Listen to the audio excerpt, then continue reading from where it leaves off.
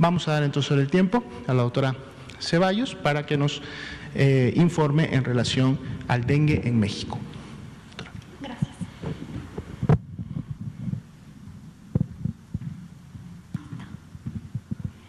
Bueno, muy buenas noches a todas y todos nuevamente. Muchas gracias por la oportunidad de estar el día de hoy informándoles de una de las patologías o otra de las patologías que tenemos en nuestro país, que hay actualmente en México y que es importante que la población conozca. Como bien lo comentó el doctor Alomía, pues el día de hoy platicaremos un poco acerca de lo que es el dengue. El dengue es una enfermedad que nosotros la conocemos o la catalogamos como una enfermedad transmitida por vector. ¿Qué es esto?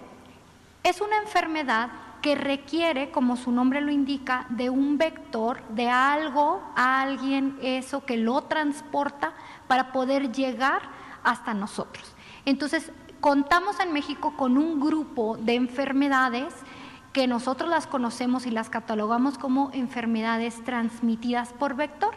El día de ayer, como ustedes saben, mencionábamos acerca del Día Mundial de la Lucha contra la Malaria. La malaria también es una enfermedad transmitida por vector y el día de hoy venimos a hablar específicamente del tema de dengue.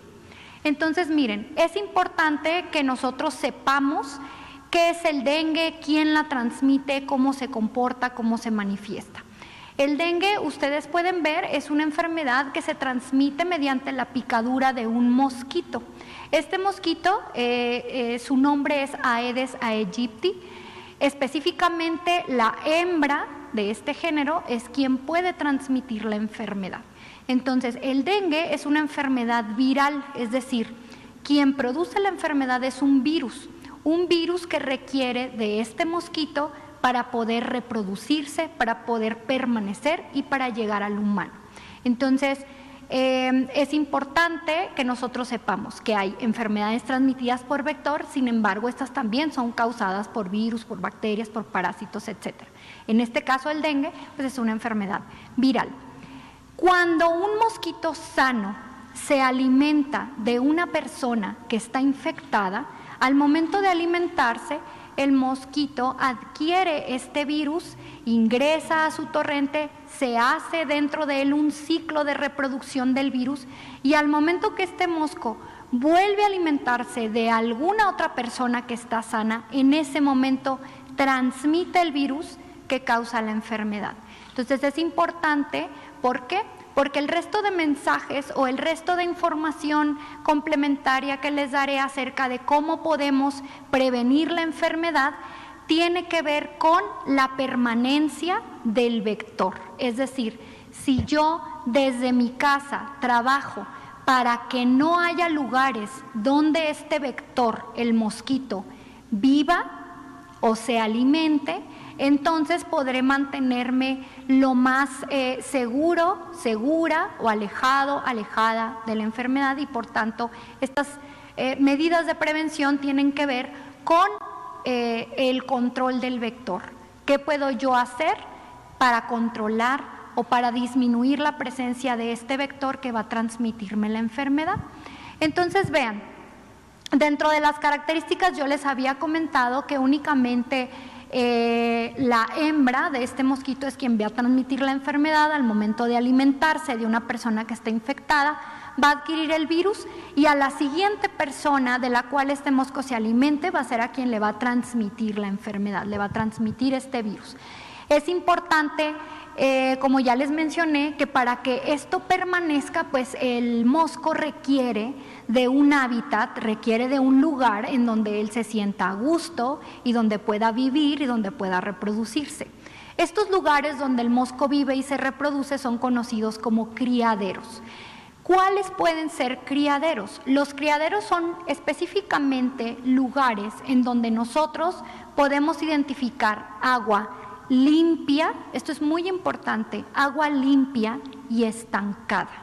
Mucha gente cree que si yo tengo un criadero, puede ser un contenedor de agua que está tirado en mi patio, que tiene agua sucia, ¿verdad? Que tiene ahí varios días, pues ahí va a estar el mosco.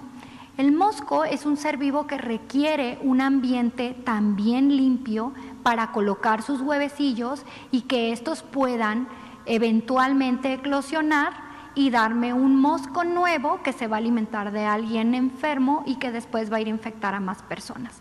Entonces, cualquier tipo de contenedor de agua, con agua limpia y agua estancada, puede ser un criadero.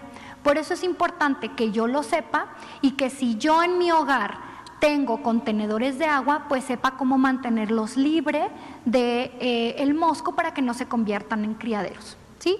Entonces, también hay que recordar que los huevecillos del mosco pueden aguantar o pueden perdurar en un ambiente seco durante un periodo de tiempo prolongado.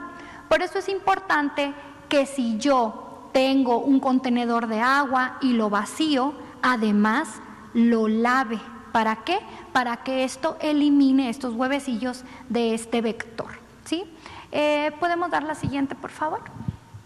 Entonces, bueno, ya platicamos un poco acerca de quién transmite la enfermedad y qué requiere este vector para sobrevivir y para mantenerse cerca de nosotros. Ahora, si yo soy una persona que este mosco que tenía el virus se alimentó de mí, ¿verdad? Y se va a desarrollar la enfermedad, ¿qué es lo que yo voy a identificar como manifestaciones? Las primeras manifestaciones del dengue son manifestaciones con características similares en varias de las patologías que he tenido la fortuna de venir a comentar con ustedes. Entonces, lo primero que voy a identificar o dentro de la sintomatología que yo voy a identificar está la fiebre.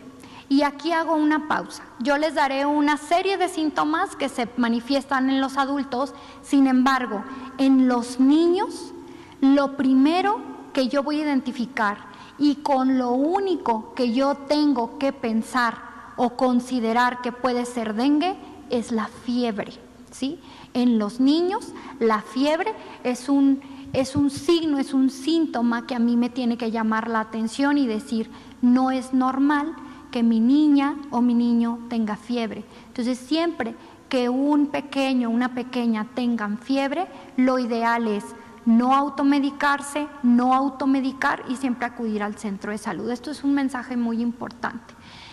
Dentro de la sintomatología, como les decía, pues está la fiebre. Otro de los síntomas que nosotros podemos identificar son las mialgias y artralgias. Este es el nombre obviamente médico, pero básicamente lo que son las mialgias y las artralgias es el dolor muscular y el dolor de articulaciones. Entonces la persona tiene fiebre, la persona tiene dolor en los hombros, en la cadera, en las rodillas, puede tener dolor en las pantorrillas, ¿verdad? Tiene dolor muscular, dolor de articulaciones, tiene fiebre, tiene dolor de cabeza. Uno de la sintomatología que mencionan muchos de los pacientes es que tienen dolor detrás de los ojos. Nosotros lo conocemos como dolor retroocular, pero también hay gente que no logra identificar específicamente este dolor que pareciera que está detrás de los ojos y entonces nos dicen, es que me duele la cabeza y me duelen los ojos, ¿no? Siento que mis ojos están presionados o apretados. Entonces, toda esta suma de sintomatología, fiebre, dolor muscular, dolor de articulaciones, dolor de ojo, dolor de cabeza, me tiene que hacer pensar en dengue. ¿Qué es esa otra cosa por la cual yo voy a pensar en dengue? La asociación epidemiológica, es decir, que yo viva en un lugar en donde hay casos de dengue. ¿Por qué? Porque recuerden, para que yo pueda tener dengue, tengo que vivir o tengo que haber viajado o visitado un lugar donde hay casos confirmados de dengue y también está el vector. El dengue no se transmite porque una persona con dengue me toque, me abrace, me estornude cerca o tenga tos. Es decir, requiere de este vector para que la enfermedad llegue. Por eso es importante que nosotros también sepamos cuáles son los lugares en donde hay dengue en México y también lo veremos más adelante.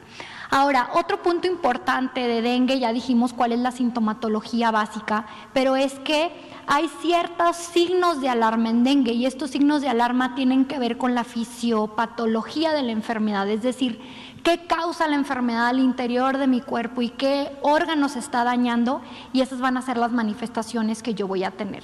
Entonces, signos de alarma: dolor abdominal intenso, vómito que no se detiene, ¿sí? Un vómito que no se detiene, que es persistente. Puedo tener sangrados a diferentes niveles. Desde un sangrado de encías, no es normal que me sangren las encías. Un sangrado de encías, como lo pueden ver, o un sangrado ya sea por la vagina o por el recto, en el caso de las mujeres, pues sobre todo en etapas o en momentos que no esperarían que fuera el momento de su menstruación o de su periodo, y que tenga este tipo de sangrados sumados, ya lo dijimos, a la fiebre, dolor muscular, dolor de articulaciones, ¿verdad? Dolor de cabeza o dolor retroocular, pues bueno, me tiene que orientar a que ahí hay signos de alarma, es decir, que la enfermedad, la sintomatología está evolucionando de tal manera que puedo llegar a presentar manifestaciones graves de la enfermedad. Y aquí viene el siguiente punto, que son las complicaciones. Puede iniciar con un sangrado de encías, puede complicarse a un sangrado severo, un sangrado mayor. Incluso este sangrado me puede llevar a un daño de órganos importantes como son el hígado, los riñones. Entonces, muchas veces, ¿qué es lo que nos manifiesta la gente? Lo que coloquialmente la gente nos dice: pues es que fíjese que traigo una hinchazón de las piernas, ¿no? Mis piernas están muy inflamadas o estoy reteniendo líquidos. Todo esto a mí, señor, señora en casa, me tiene que llamar la atención. Si yo vivo o viajé a un lugar donde sabemos que hay dengue, donde existe el vector y tengo estas manifestaciones, puedo tener dengue. Entonces, recuerden, no automedicarse y acudir a su centro de salud para que nos hagan las pruebas para diagnóstico. El diagnóstico, ¿quién lo va a hacer? Personal de salud. Sí, eso es importante. Y todo esto pues requiere que me hagan un interrogatorio y que yo pueda transmitirle al médico, a la médico, qué es lo que siento, qué me pasó, a dónde viajé, cuándo iniciaron mis manifestaciones, para poder llegar a un diagnóstico adecuado. Recordemos entonces, en menores de 5 años, solamente con fiebre, yo tengo que solicitar atención médica, independientemente que sea dengue, que sea sarampión o que sea cualquier otra de las enfermedades que ya hemos venido a comentar con ustedes. Todos y todas estamos en riesgo de enfermar. No hay algo que me proteja, es decir, no es que porque soy mujer no me va a dar dengue, no es porque es hombre no le va a dar dengue, no es porque es un bebé no le va a dar dengue. Entonces recuerden, todas estas enfermedades que nosotros hemos mencionado con ustedes a lo largo de diversas conferencias existen en México, y todos los mexicanos estamos en riesgo si no tenemos las medidas preventivas y también si no sabemos identificar las enfermedades. Entonces es importante que tengamos siempre muy presente estas condiciones. Siguiente, por favor. Miren, aquí lo que quiero que vean un poco es, tenemos como siempre pues nuestra curva de COVID. Este año es un año importante, es un año trascendental y ha tenido un impacto en todas las enfermedades y en todos los sistemas que nosotros vigilamos. La situación de estar en COVID y que hubo confinamiento y que estamos siguiendo medidas de sana distancia. Vean ustedes cómo platicábamos acerca de el comportamiento cíclico de dengue, y nosotros podemos ver que en 2018 vemos esta pequeña montañita en donde está marcado de color amarillo la semana 40. ¿Por qué? Porque estamos graficándoles la semana 40 del año 2020 y la semana 40 del año 2019. Vean, en los 3 años hay dengue, pero vean la cantidad de casos cómo va variando en un año y en otro. Entonces, esto nos da también la magnitud de la enfermedad, es decir, un gran número de personas son afectadas en México por dengue, y esto está en toda la República Mexicana. El único estado de la República donde no donde no esperamos o donde no hay transmisión activa de dengue, el único es la Ciudad de México. Y esto tiene que ver con las características climatológicas y la altitud de la Ciudad de México, que no permite, o hasta el momento no se han identificado vectores que tengan el virus. Sin embargo, yo vivo en la Ciudad de México y yo puedo ir a visitar a un familiar a Sonora, o yo puedo ir a visitar a un familiar en Veracruz, y entonces allá hay vector. Yo vengo a la Ciudad de México y tengo fiebre, tengo dolor de articulaciones y tengo dolor de atrás de los ojos o dolor retroocular. Voy a mi centro de salud aquí en la Ciudad de México, y si yo les digo que viajé a una entidad donde sí hay vector, cualquiera que no sea la Ciudad de México, debemos pensar en dengue. Entonces es importante que nosotros también manifestemos que tuvimos un antecedente de viaje, ¿sí? Eso es importante. Siguiente, por favor. Hablábamos un poco de que hay casos no graves y casos graves. En la lámina anterior ustedes pudieron ver que nosotros decíamos que en este año tenemos 50 defunciones de dengue. Todos los casos o todas las defunciones por dengue pasan por un proceso de dictaminación por un grupo de expertos que analizan todas las características de la enfermedad para definir si la persona efectivamente fue el dengue que la llevó al desenlace de su vida, es decir, que causó la defunción. Entonces es importante que ustedes sepan, cada vez que ustedes vean datos publicados de defunciones por dengue, que todas estas defunciones pasaron por un proceso de dictaminación que no es más que una revisión detallada por un grupo amplio de expertos de todo el sector que revisan cada uno de estos casos que tienen en su certificado de defunción que fallecieron por dengue. Entonces, ya hablamos un poco de todo este proceso de la vigilancia, ¿no? El hecho de que yo les diga, aquí están los casos y se comportan así, pues es porque tenemos un sistema de vigilancia que se encarga de captar toda la información referente a los casos. Capta el número de veces que una persona puede enfermar, qué personas enferman, de qué grupo de edad, etcétera. Pero hay otro componente sumamente importante, y es el componente del programa de prevención y control. En este caso, ustedes saben que yo ya les comenté que el dengue es una enfermedad que se transmite por un vector. Entonces es importante contar con las herramientas para el control vectorial. Ustedes saben, el doctor Ruy López Ridaura, él es el director de Senaprece, ha estado con nosotros y con ustedes muchas veces, y en Senaprece está el programa de control vectorial, ¿no? Entonces, ¿qué es lo que hace este programa? Este programa tiene una serie de estrategias que involucran diferentes componentes en México. Involucra la participación comunitaria, involucra la participación del sector público y privado, involucra desde la parte epidemiológica el manejo integrado del vector para prevenir y para controlar la proliferación de este vector, involucra la parte de atención médica del paciente, es decir, una persona con dengue tiene un tratamiento particular para que esta enfermedad no desarrolle sintomatología de gravedad. Entonces, todo esto se ve en este programa de control, de prevención y control, que involucra también un componente vectorial. Entonces, miren, vamos a hablar un poco acerca de la vigilancia y el control de los vectores, porque yo les dije que si bien la enfermedad se manifiesta en nosotros, en las personas, pues es a través de un vector que va a llegar hacia nosotros. Entonces, ¿qué se hace en México con respecto al control de los vectores? El principal medio para que este vector se mantenga con nosotros, dijimos que eran los criaderos. Los criaderos pueden ser desde una corcholata de agua, un jarrón, una palangana que yo tenga en mi casa con agua porque porque a lo mejor en mi casa o en mi colonia cortan el agua cada tanto tiempo, o no tengo acceso a agua potable todos los días, y entonces yo acumulo agua para poder hervirla, para poder bañarme o para poder tomarla. Entonces, todos estos contenedores de agua, si yo no les doy el tratamiento adecuado, si yo no los tapo, si yo no los limpio, si yo no mantengo esta agua cada tanto recambiándola, ¿verdad?, puede ser un posible criadero. Entonces es importante que nosotros sepamos que el criadero, la casa del mosquito, está dentro de mi casa, y muchas veces somos nosotros quienes le proporcionamos pues un hogar, ¿no? Entonces es importante que los conozcamos para que nosotros justo trabajemos en la prevención del vector.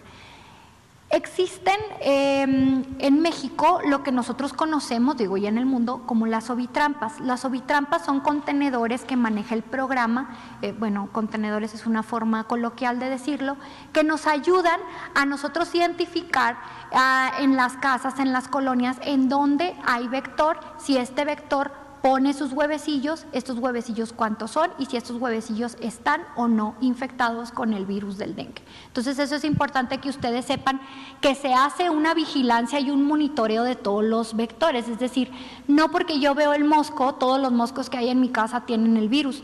Tal vez no, pero tal vez sí. Entonces existe un programa especial aquí en México que se encarga de hacer toda esa vigilancia y todo ese monitoreo. Se requieren más de 1,300 personas para hacer la labor de la colocación y la lectura de estas llamadas ovitrampas. Es decir, este trabajo se tiene que hacer semana con semana, el colocar una ovitrampa, esperar que el vector coloque sus huevecillos o trate de reproducirse y después hacer la lectura y la destrucción de los huevecillos. Es decir, ese trabajo no se hace solo y es un ejército de personal de salud que se encarga de dar este seguimiento. Ahora, si yo les comenté que los criaderos y que el mosco le gusta estar dentro de nuestra casa o alrededor de nuestra casa, ¿dónde se colocan las ovitrampas? Justo alrededor de nuestra casa, en nuestros patios. Es importante que ustedes lo sepan para que puedan permitir el acceso del personal de salud que realiza estas actividades. Es personal que está debidamente identificado y que también debidamente y correctamente se presentará con cada uno de ustedes a sus casas cuando su casa sea seleccionada para colocar una ovitrampa para monitorizar vectores. Esto es importante que lo sepan porque es una actividad que se realiza por personal de salud.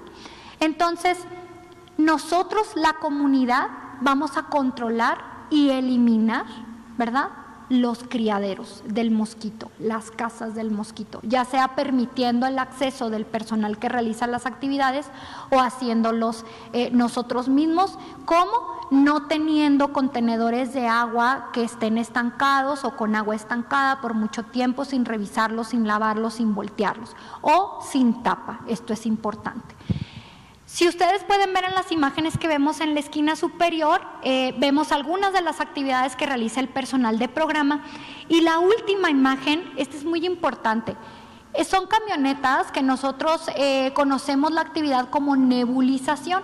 Esta es una actividad que se realiza también para el control del vector y es importante que ustedes permitan que esta nebulización se realice en sus colonias porque algunas veces pues la gente está con un poco de desconfianza de qué es lo que está pasando, porque esta camioneta está colocando humo en mis calles o este humo se mete a mi casa. Bueno, es parte de las nebulizaciones y esto ayuda a controlar el vector, pero es importante que ustedes sepan, si no habían tenido la oportunidad de conocer una actividad como esta, pues básicamente es una camioneta que posee un equipo, una maquinaria especial en la parte trasera que pasa a ciertas horas del día, varias veces al día o varias veces por semana y realiza lo que conocemos como nebulización y eso es parte del control vectorial que se realiza en México. No tiene que ver con alguna otra actividad fuera de normativa, sino que es parte de las acciones integrales que realiza el programa de control vectorial. Siguiente, por favor. Y pues hablando del medio ambiente, el control del dengue va a requerir que nosotros sobre todo trabajemos en que no existan los criaderos. Entonces esto tiene que hablarnos o nos habla de acción comunitaria, de la intercomunicación también con nuestra parte de los municipios, de los gobiernos, para identificar si nosotros, digamos, en algún parque, en algún panteón, en nuestro peridomicilio, es decir, alrededor de nuestra casa, nosotros identificamos que hay actividades que se pueden realizar para disminuir o para eliminar los criaderos, pues tenemos que trabajar todos en conjunto para llegar a ello. Sabemos que no nada más eliminar criaderos va a terminar o controlar el dengue. También requerimos que, pues por ejemplo, haya agua potable. En los lugares donde no haya agua potable, pues tenemos que tener contenedores con agua, ¿verdad? La idea es trabajar para que eventualmente estas actividades o estas acciones integrales nos permitan vivir mejor y poder tener un buen ambiente para que no se desarrollen ciertas enfermedades, en este caso como el dengue, pues para que no haya hábitats propicios para los vectores y que por tanto cada vez estemos con menores casos de la enfermedad. Siguiente. Entonces, bueno, finalmente, ¿qué se ha hecho? O dentro de las situaciones que hemos hecho en torno a dengue, pues está la capacitación del personal, porque como les dije, un caso de dengue no grave puede evolucionar a dengue grave si no es tratado adecuadamente, desde que la persona no solicita la atención a tiempo, hasta que al llegar al hospital o al centro de salud, pues no sepan identificar la enfermedad o no lo traten adecuadamente. Entonces se han hecho muchos cursos de capacitación. El último curso de capacitación involucró a personal de OPS, se capacitó, como ustedes pueden ver, a más de 10,000 médicos en México para la adecuada atención del dengue. Entonces nosotros mantenemos una capacitación constante de todo el personal de salud y pues creo que este tipo de espacios como la conferencia que tenemos el día de hoy nos permite también capacitar e informar a la gente. Esto es muy importante.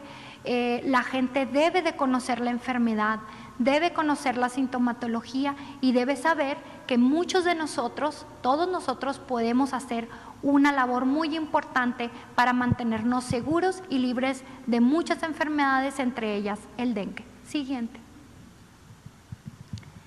Y pues bueno, finalmente, como les comenté, ¿qué actividades podemos hacer al interior de nuestras viviendas? Miren, podemos barrer para eliminar cualquier tipo de basura que pueda acumular agua, eliminar maleza, que también muchas veces debajo de la maleza hay agua limpia y estancada que puede ser un criadero. Nosotros podemos ordenar todos los objetos en la casa, como les dije, verificar que no haya ahí estancamiento de agua donde puede reproducirse el mosco o colocar los huevecillos para que eventualmente pues haya el vector dentro de mi casa. Como les comentaba, tapar todo tipo de recipientes de agua, tirar cualquier objeto que no requerimos en casa, que se está acumulando ahí, que tal vez debajo de él o a un lado de él pueda haber un posible criadero. Dentro de las acciones de protección, nosotros recomendamos en las casas pues colocar mosquiteros, para las personas utilizar pabellones también a la hora de dormir. Recuerden que el mosco también no le gusta el calor, le gusta lo fresco. Generalmente al momento del atardecer, cuando baja el sol, es cuando el vector aparece en mayor cantidad. Muchas veces ustedes identificarán que cuando cae la tarde o muy temprano en la mañana es cuando más vectores puedo tener al interior de mi casa. Y pues bueno, nosotros podemos utilizar pabellones, vestir con camisa de manga larga y pantalones y vamos a acudir a lugares en donde sabemos que es vector, donde hay vectores, y eso nos puede proteger también. Y finalmente, permitir que durante las nebulizaciones nosotros podamos mantener puertas y ventanas abiertas, porque la nebulización nos va a ayudar a eliminar el vector.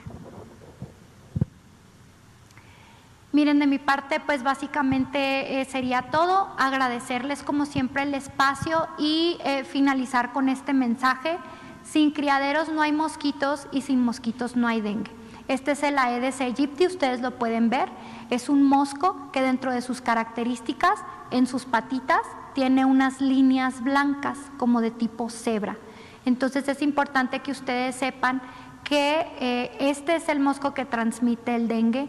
Transmite otras enfermedades también, como el virus del Zika o el chikungunya, que probablemente hablemos más adelante de estos temas. Y si no, en la página de la Secretaría de Salud ustedes pueden consultar muchísima información acerca de la vigilancia y del control de todos estos vectores para prevenir todas las enfermedades. Les agradezco mucho y estoy atenta. Gracias. Muchas gracias, doctora Santa Ceballos.